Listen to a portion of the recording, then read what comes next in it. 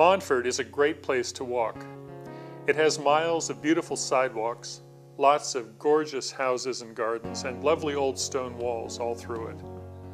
Some of the sidewalks are concrete and many others are brick. Some of them are very old with beautiful patterns on the bricks. Different builders used different bricks throughout the years. This created a beautiful mosaic of varying colors and textures. Montford also has great mature trees. Lots of them are quite old and they help make this one of Asheville's most livable neighborhoods. These beautiful old trees drop their leaves and branches which compost into rich topsoil that's great for gardens. But problems crop up if the leaves stay on the sidewalks. They turn into compost there too. They cover the sidewalk and eventually damage it. Those wonderful stone walls are not just decorative. They're retaining walls, walls that keep the earth in place instead of allowing it to wash downhill onto the sidewalk. This area along Cumberland Avenue shows what happens when you don't have a good retaining wall. Every storm washes a little bit more dirt down onto this beautiful brick walkway. In a few years, the path will be completely covered.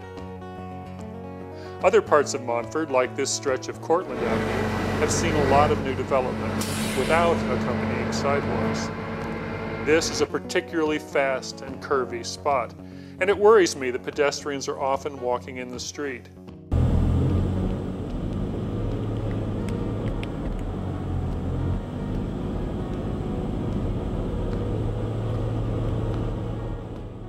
We badly need new sidewalks here and in many other places in Asheville. Haw Creek, parts of West Asheville, and several East Asheville neighborhoods need more sidewalks.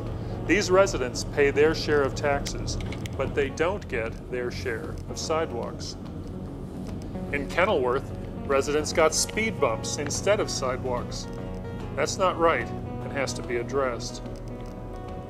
Today we're going to look at a single street where sidewalks already exist, Starnes Avenue. Starnes is a natural corridor to get from Montford to Greenlife or to the Drippolator Coffee House at the bottom of the hill, just across Broadway. At the beginning of Starnes, the sidewalks are clear and wide and in good repair. A small vacant lot in the first block shows how a sidewalk can be narrowed by debris. Look at this. This 6-foot wide sidewalk has only 3 feet of usable width at one point. That's not a problem for a young, agile walker, but if you're in a wheelchair or walking with difficulty, it's harder to navigate. Farther on, the sidewalk is wide again until it crosses Flint. There, the farther we walk, the more dirt and debris clogs our path. The walk narrows and the bricks are buckled from years of neglect. You can see there's no retaining wall on this vacant lot. That means dirt has washed down it unrestrained for years. It has completely covered this beautiful brick walk with leaves, dirt, and grass. In winter, this sidewalk is often impassable from mud. In summer, weeds grow up and pedestrians walk in the street. In all seasons, this section of Starnes is impassable for those in wheelchairs. Here we can contrast the debris that comes when there's no retaining wall with the area just past it, where the sidewalk is clear and open because of the wall.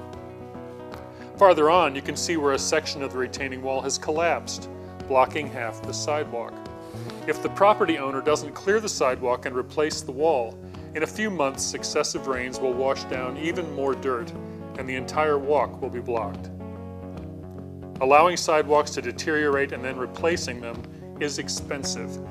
The greenest sidewalk is one that's already built. We need to immediately clear debris from sidewalks that are still intact, repair gaps that would give us more miles of sidewalk, and put in sidewalks where they're needed. Here at the top of Starnes along Cumberland and beside the city park there, you can see that leaves and dirt are just beginning to cover a section of the sidewalk. At this point, cleanup is easy, and no permanent damage has been done yet. This needs to be cleared off now, before the problem gets worse. Please join me in forming a task force to clear usable sidewalks all over Asheville. Community volunteers can make a difference. We need to clear off the functional sidewalks that we do have and start taking note of sidewalk gaps and problems that need to be corrected. We need to deal with sidewalks as a city-wide transportation system and as the basis for mass transit. If you don't have a sidewalk to get to the bus stop, you're not really on the bus line, no matter where you live. Please contact me. Together we can work with neighborhood organizations to identify problem areas, recover existing sidewalks, and get citizen involvement in building new ones.